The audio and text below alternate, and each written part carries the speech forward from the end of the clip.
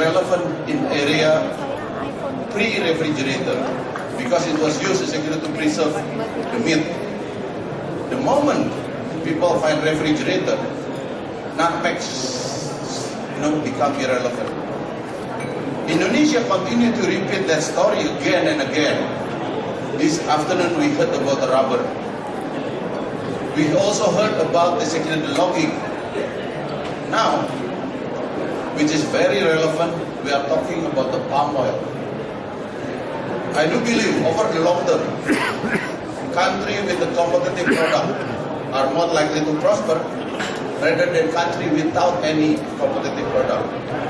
Every country must try to figure out what is their competitive product and continue to develop them, or facing the risk to become a mediocre country. That's why it is in the interest of Indonesia to do one thing. One, to make their competitive product become more competitive, but more importantly, to make that product also resilient. So I want to discuss here exactly about resilience. What does it mean exactly to be resilient? Once again, the ability to absorb the impact of environment. Second one is to renew itself. And I want to show, through our experience, in Indonesia crisis, Indonesia case study, crisis bring out the best of the human character. And Indonesia has proven we have a lot of that capabilities. The recent forest fire show that we are able to work together. The panel here is not only working together, only in this room, but also we are also working is actually in the real life. Before we started, I want to talk a little about the food securities. Later we will discuss about the forest fire. The third one, we will discuss about renewable energy. But once again, I would like to demonstrate when a lot of people think that environment and food security is, you choose either one. I do believe it can live. Our team here, for example, in Rio province, you can have here in 2013, the delineation here is just the same with 2014. And also, the next is in Jambi province also. The forest fire always happen in the same location. So you can, and then this, the next, Central Kalimantan and South Kalimantan also. The same location and the same spot, you can have a look. It's happened mostly in every year. It's next. And forest fire regularly happen at the same time. We can also, we know, everybody knows that on January and April, that this forest fire is not happen, but the spot is already appeared at that time. And from April, May, and then from June to September, it's always happened, forest fire happening. And then the next, so you can have a look.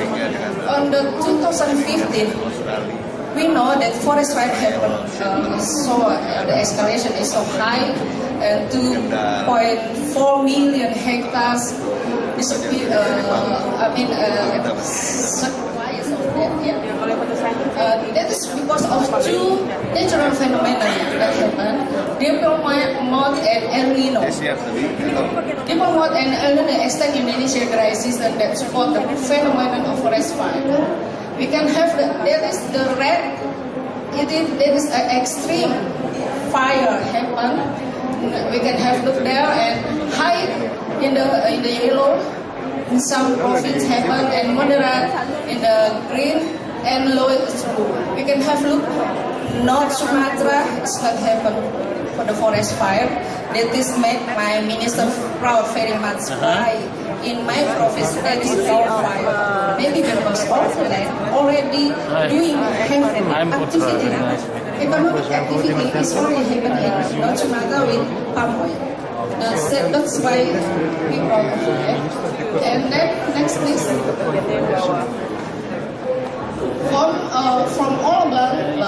57% are categorized as open access. That is in the black house there. And then showing the issue of livelihood, we can have a look bit land in Sumatra, Kalimantan, and Papua. That is 618.5 hectares. And it keeps widening. This is only until 2014.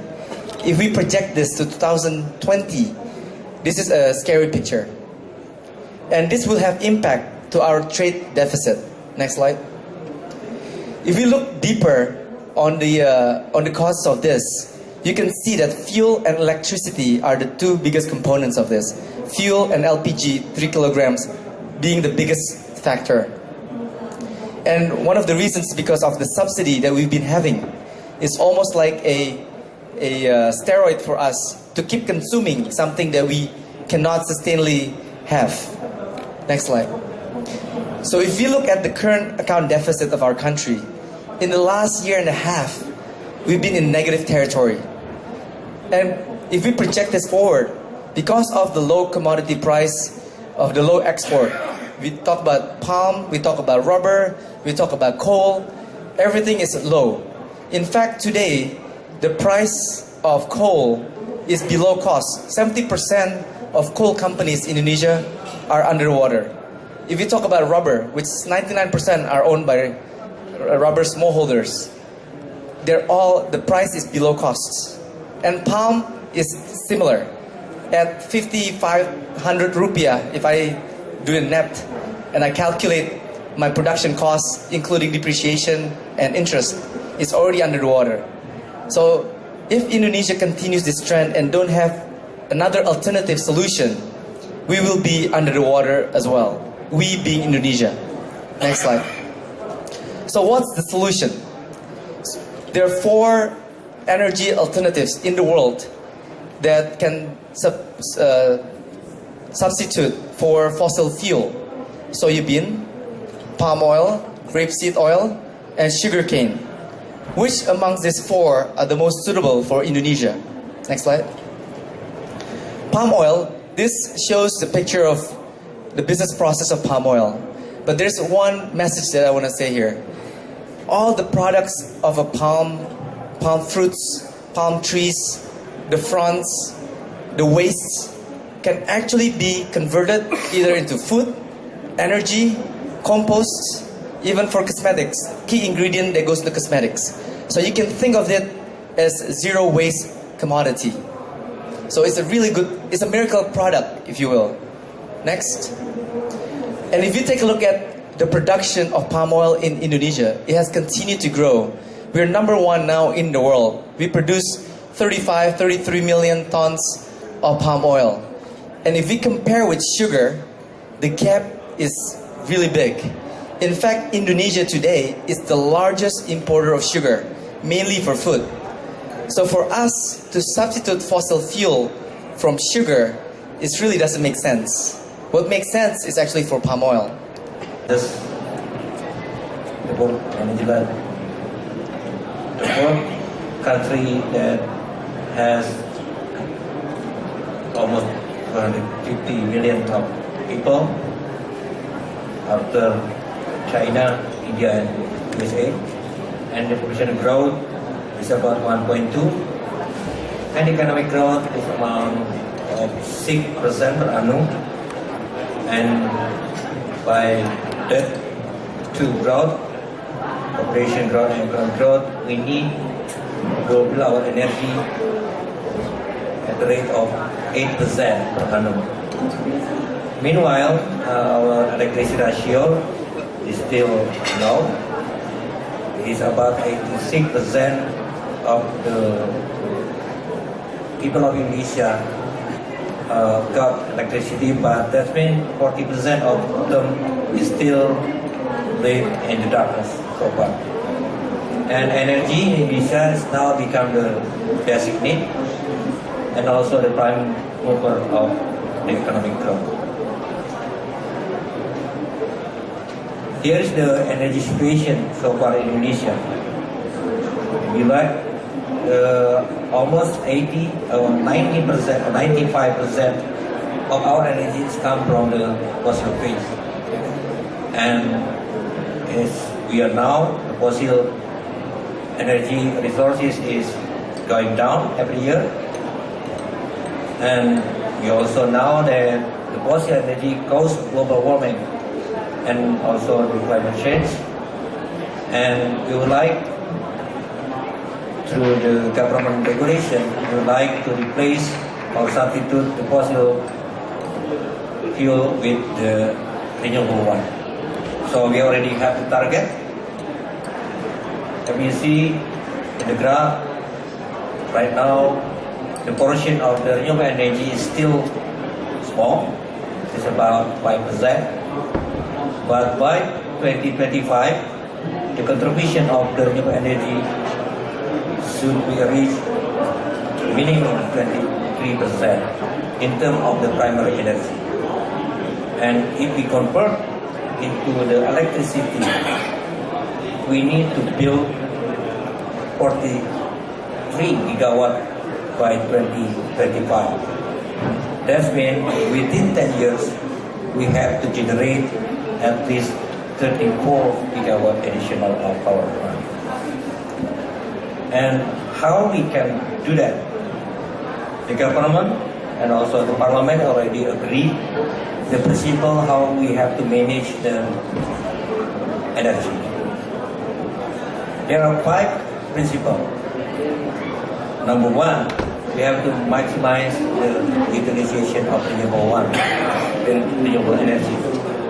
And the second one, we have to optimize the utility of the gas, and most of them should be for domestic purposes.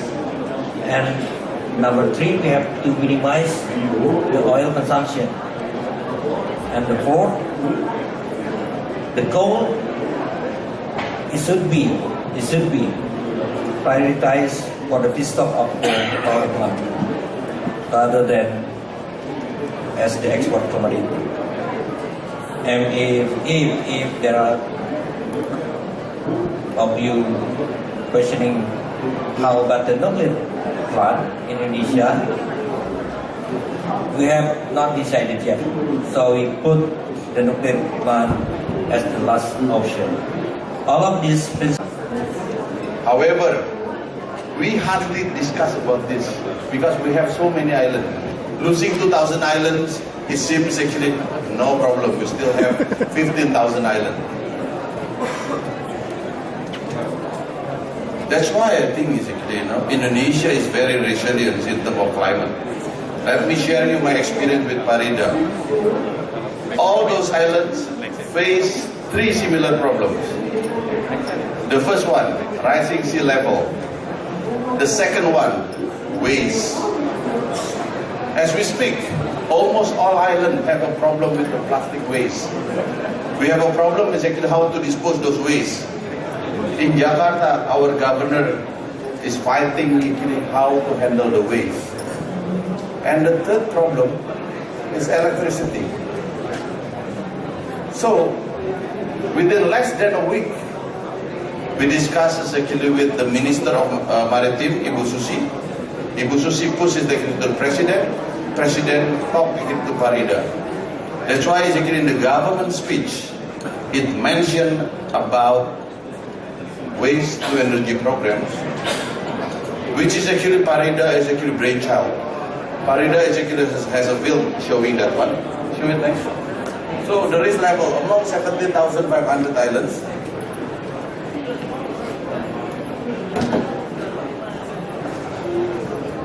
Among 17,500 islands, 16,000 of them are small islands which are vulnerable to rise of sea level. Island sinking threat. If the rise of Indonesia have a climate resilience. Last one, this is also such a beautiful story. When I watched the movie Spider-Man, there's a quotation when the Uncle Ben gets shot. He said with the great power come a great responsibilities. That statement is very important when we start to see the problem in this world. I'm glad actually I come to Europe. I'm glad to come to Europe during the VW Volkswagen emission scandal. Because the European always criticize Indonesia about the scandals in the forest.